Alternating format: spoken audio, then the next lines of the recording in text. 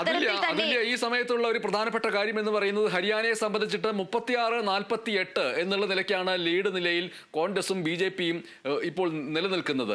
ഈ 36-48 എന്ന് പറയുന്ന ഒന്ന് 90 സീറ്റിൽ ഭൂരിപക്ഷം, അതിൽ കോൺഗ്രസിന് 36, BJPക്ക് 48, മറ്റുള്ളവർ 5 പേര്, INLD 1. അപ്പോൾ ഈ സ്വതന്ത്രരായിട്ടുള്ളവരെയൊക്കെ ചാക്കിട്ട് പിടിക്കുന്നതിന് വേണ്ടിയിട്ടുള്ള ശ്രമങ്ങൾ ഒരു ഭാഗത്ത് ഇപ്പോൾ തന്നെ സജീവമായിട്ട് നടത്തിയാൽ മാത്രമേ ഭൂപിന്ദർ സിംഗ് ഹൂഡ നേരത്തെ പറഞ്ഞതുപോലെ ഇങ്ങനെയൊക്കെയാണെങ്കിലും ഞങ്ങൾ അധികാരത്തിൽ വരുമെന്ന് പറയുന്നത് യാഥാർത്ഥ്യമാക്കാൻ കഴിയുള്ളൂ. അതിന് സമാന്തരമായിട്ട് തന്നെ BJPയും സ്വതന്ത്രരെ ചാക്കിലിടുന്നതിന് വേണ്ടിയുള്ള ശ്രമങ്ങൾ ആരംഭിച്ചിരിക്കും.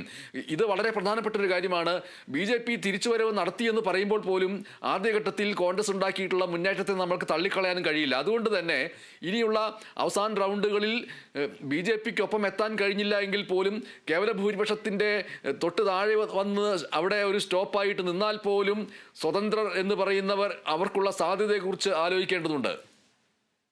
ബനേഷ്, എന്തായാലും ജമ്മു കശ്മീരിലായാലും ഹരിയാനയിലായാലും ഇത്തവണത്തെ തിരഞ്ഞെടുപ്പിൽ സ്വതന്ത്ര ഒരു വലിയ നിർണായകമായ ശക്തിയാകും എന്ന് കാണിക്കുന്ന തിരഞ്ഞെടുപ്പ് ഫലങ്ങളാണ് ഇപ്പോൾ പുറത്തു വന്നുകൊണ്ടിരിക്കുന്നത്.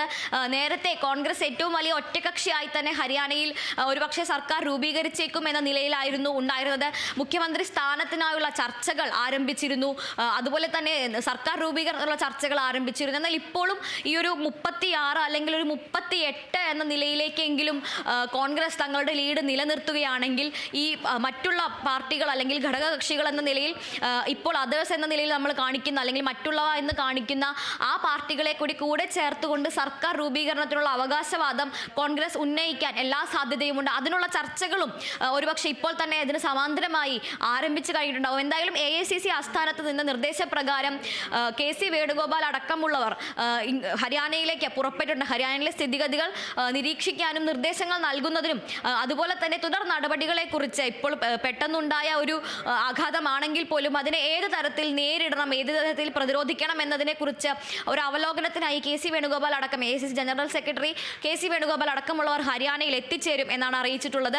എന്തായാലും അതോടുകൂടി ആയിരിക്കും ഈ പറയുന്ന ഘടകകക്ഷികളെ അല്ലെങ്കിൽ സ്വതന്ത്രരായി മത്സരിക്കുന്നവരെ ചേർത്ത് നിർത്തിക്കൊണ്ട് ഒരു സർക്കാർ രൂപീകരണ അവകാശവാദം ഉന്നയിക്കുമോ എന്ന കാര്യമെല്ലാം അറിയാൻ കഴിയും. പക്ഷെ അപ്പോഴും അവിടെ ഒരു പ്രതിസന്ധി അല്ലെങ്കിൽ ഒരു നേരിയ സംശയം എന്ന് പറയുന്നത് JJP അടക്കമുള്ള പാർട്ടികളാണ് ഈ അതേഴ്സ് അല്ലെങ്കിൽ മറ്റുള്ളവയിൽ വരുന്നത്. കഴിഞ്ഞ തവണ BJP JJPയുമായി ഒരു സഖ്യം ഉണ്ടാക്കിക്കൊണ്ടാണ് ഭരണത്തിൽ ഉണ്ടായിരുന്നത്. എന്നാൽ ആ JJP ഇത്തവണ തനിച്ച് മത്സരിക്കാൻ തീരുമാനിച്ചത് ഒരു ഘട്ടത്തിൽ JJPക്കും അതുപോലെ തന്നെ BJPക്കും തിരിച്ചടി ആയിരിക്കും എന്ന് വരെ നമ്മൾ പറയുകയുണ്ടായി.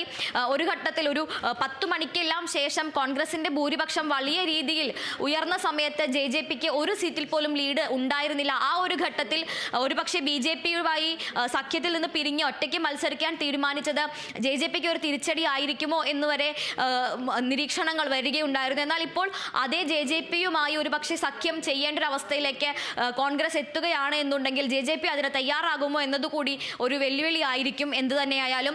പക്ഷേ ഹരിയാനയിൽ കോൺഗ്രസ് എന്തായാലും ഇപ്പോഴും പ്രതീക്ഷ കൈവിടുന്നില്ല. പകുതി ബൂത്തുകളിൽ മാത്രമാണ് വോട്ട് എണ്ണൽ നടന്നത്. കോൺഗ്രസ് പ്രതീക്ഷ കൈവിടുന്നില്ല എന്ന് പറയുമ്പോൾ പോലും ഇപ്പോൾ തന്നെ ലീഡ് നില മാറിയിട്ടുണ്ട്. ഹരിയാനയിൽ കോൺഗ്രസ് 35 തന്നെ തുടരുമ്പോൾ BJP 49ലേക്ക് ഒന്നുകൂടി ഉയർന്നിരിക്കുന്നു. തുടർന്നോളൂ. എന്തായാലും കോൺഗ്രസിന് കൃത്യമായൊരു ഒരു കണക്കിന്റെ പേരിലാണോ ഇത്തരത്തിൽ ഏതെല്ലാം മണ്ഡലങ്ങൾ എണ്ണിക്കഴിഞ്ഞിട്ടുണ്ട് എന്നുള്ളതിന്റെ അടിസ്ഥാനത്തിലാണോ ഈ ആത്മവിശ്വാസം എന്ന് നമുക്ക് അറിയില്ല. എങ്കിൽ പോലും പകുതി മണ്ഡലങ്ങളിലെ വോട്ടെടുപ്പാണ് ഇത്രയധികം മുന്നിൽ എത്തിയിട്ടുള്ളൂ. മറ്റ് മണ്ഡലങ്ങളിലെ വോട്ടെടുപ്പുകൾ കൂടി, ബാക്കി പകുതി മണ്ഡലങ്ങളിലെ വോട്ടെടുപ്പ് കൂടി ഇത്രയധികം പുരോഗമിക്കുമ്പോൾ തങ്ങൾക്ക് ഈ മത്സര രംഗത്തേക്ക് തിരിച്ചു വരാൻ കഴിയും, ലീഡ് നില ഉയർത്താൻ കഴിയും എന്ന് തന്നെയാണ് കോൺഗ്രസിന്റെ ആത്മവിശ്വാസം. ഭൂപിന്ദർ ഹൂഡ ജമ്മു കാശ്മീരിലേക്ക് ഒന്ന് പെട്ടെന്ന് പോയാൽ 51 ആണ് കോൺഗ്രസും നാഷണൽ കോൺഫറൻസും തമ്മിലുള്ള സഖ്യത്തിലൂടെ നേടിയിട്ടുള്ള ലീഡ് എന്ന് പറയുന്നത്. അതേസമയത്ത് BJP 25 തുടരുക തന്നെ ചെയ്യുന്നു. ഇവിടെ ഒരു പ്രധാനപ്പെട്ട കാര്യമുള്ളത്, കോൺഗ്രസിന് ഹരിയാനയിൽ വലിയ മുന്നേറ്റം ഉണ്ടാക്കാൻ കഴിഞ്ഞില്ല എന്ന് മാത്രമല്ല, പ്രതീക്ഷകളെ തകിടം മറിക്കുന്ന രീതിയിലേക്ക് താഴേക്ക് പോകുമ്പോൾ ജമ്മു കാശ്മീരിൽ വലിയ മുന്നേറ്റം ഉണ്ടാക്കാൻ കഴിഞ്ഞു എന്ന് പറയുമ്പോൾ പോലും അത് ഇന്ത്യ സഖ്യത്തിൻ്റെ ഒരു അടിസ്ഥാനത്തിലാണ്. അതേസമയത്ത് കോൺഗ്രസിന് അവിടെ ഒറ്റയ്ക്ക് ഒന്നും ചെയ്യാൻ കഴിഞ്ഞിട്ടില്ല.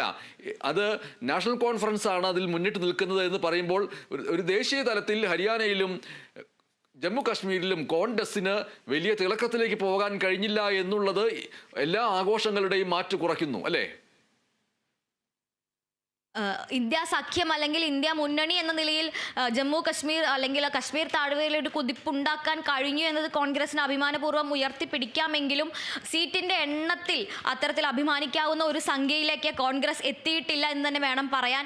ഈ 51 സീറ്റുകളിൽ 40 സീറ്റുകൾ നാഷണൽ കോൺഫറൻസിൻ്റെതും 10 സീറ്റുകൾ കോൺഗ്രസിൻ്റെതുമാണെന്നാണ് ദേശീയ മാധ്യമങ്ങൾ നൽകുന്ന ഒരു വിവരം. എന്തായാലും അത്തരത്തിൽ നോക്കുകയാണെങ്കിൽ കശ്മീർ താഴ്വരയിലും കോൺഗ്രസ് ഒരു ഒറ്റക്കക്ഷി എന്ന നിലയിൽ കോൺഗ്രസിന് ഒരു അഭൂതപൂർവമായ ഒരു വളർച്ചയോ അല്ലെങ്കിൽ ഒരു വളരെ വലിയൊരു മുന്നേറ്റമോ ഇത്രയും നേരം നമ്മൾ കണ്ടതിൽ വെച്ചുള്ളൊരു ഉത്തരേന്ത്യയിൽ തിരിച്ചു വരുന്നു എന്ന രീതിയിൽ ഒരു മുന്നേറ്റമോ ഉണ്ടാക്കാൻ കോൺഗ്രസിന് കഴിഞ്ഞിട്ടില്ല എന്ന് തന്നെ പറയേണ്ടി വരും. പക്ഷേ ജമ്മു കശ്മീരിൻ്റെ ഒരു രാഷ്ട്രീയ അസ്ഥിരതയെ സംബന്ധിച്ച് നോക്കുകയാണെങ്കിൽ കൃത്യമായും ജമ്മു കശ്മീരിൻ്റെ ജനത കൃത്യമായി ഒരു തിരഞ്ഞെടുപ്പ് നടത്തിയിരിക്കുന്നു എന്ന രീതിയിലാണ് അവിടെ നിന്നുള്ള തിരഞ്ഞെടുപ്പ് ഫലങ്ങൾ. ഇത് രാവിലെ മുതൽ ഇത്തരത്തിൽ ആദ്യഘട്ടത്തിലെല്ലാം BJPയും കോൺഗ്രസ് നാഷണൽ കോൺഫറൻസ് സഖ്യവും തമ്മിൽ ഒരു ഇഞ്ചോടിഞ്ച് പോരാട്ടം കാണേണ്ടി വന്നിരുന്നു എങ്കിലും ഇടയ്ക്കിടെ ലീഡ് നില മാറി മറിയുന്നു. ചില സമയങ്ങളിൽ BJP ഒരു ലീഡ് കൈവരിക്കുന്നു, എന്നാൽ ആ സമയത്തും വലിയ ഒരു വ്യത്യാസമില്ലാതെ തൊട്ടു പിന്നിൽ കോൺഗ്രസ് നാഷണൽ കോൺഫറൻസ് സഖ്യമുണ്ട്. അടുത്ത നിമിഷം ആ ലീഡ് കോൺഫറൻസ് അല്ലെങ്കിൽ നാഷണൽ കോൺഫറൻസ് കോൺഗ്രസ് സഖ്യത്തിനാവുന്നു. അത്തരത്തിൽ പോയിക്കൊണ്ടിരുന്ന ആ ഒരു ലീഡ് നിലയിലെ മാറി മറിയൽ ഇപ്പോൾ കഴിഞ്ഞ ഒരു 2 മണിക്കൂർ അല്ലെങ്കിൽ ഒരു 1.5 മണിക്കൂറായി കൃത്യമായി സ്ഥിരതയുള്ള ഒരു ലീഡ് ജമ്മു കശ്മീരിൽ നിലനിർത്താൻ കോൺഗ്രസ് നാഷണൽ കോൺഫറൻസ് സഖ്യത്തിന് കഴിഞ്ഞിട്ടുണ്ട്. ഒരു ഘട്ടത്തിൽ പോലും ഈ കേവല ഭൂരിപക്ഷത്തിന് താഴേക്ക് ഈ കോൺഗ്രസ് നാഷണൽ കോൺഫറൻസ് സഖ്യം പോയിട്ടില്ല. അതുകൊണ്ട് തന്നെ ജമ്മു കശ്മീർ താഴ്വര അല്ലെങ്കിൽ ജമ്മു കശ്മീർ ആ ഒരു തിരഞ്ഞെടുപ്പ് നടത്തി കഴിഞ്ഞിരിക്കുന്നു എന്ന് തന്നെ പറയാം. കോൺഗ്രസിന് അതൊരു അഭിമാനമായി അല്ലെങ്കിൽ ഒരു പൊൻതൂവലായി ഉയർത്തി കാണിക്കാൻ കഴിയില്ല എങ്കിൽ പോലും ഇന്ത്യ മുന്നണിയെ സംബന്ധിച്ചിടത്തോളം അതൊരു വിജയം തന്നെയാണ്.